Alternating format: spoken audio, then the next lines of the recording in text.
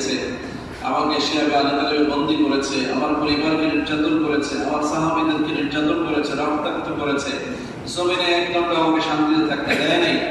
এই সব কিছু মেনে নিয়েছে আমি শুধু, যেহেতু এগুলো আপনি আমার জন্য নির্ধারণ করেছেন, এগুলো আপনি আমার তাকদীরে রেখেছেন, এজন্য এই অবস্থার উপরে আমি যেন সন্তুষ্ট থাকি।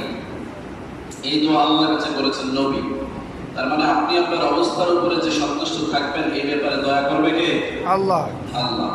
রাসূল বলছেন শুধু এইটাই না, আমার জিন্দেগিটা যেন মৃত্যুর পরে সুখের হয়, এটা আমি আপনার কাছে কামনা করি। আচ্ছা বলেন, নবীর কি সংকট ছিল? মৃত্যুর পরে কষ্ট হবে বা পরকালে তিনি কষ্ট পাবেন, এরকম যদি বিষয় কি নবীর বেলায় প্রযোজ্য? এই কথা তিনি আমাদেরকে শিক্ষা দিয়েছেন যে উম্মতেরা, মৃত্যুর পরে একটা কষ্টের জায়গা আছে, ওই কষ্টের জায়গাটা যেন তোমাদের জন্য সুখের হয়।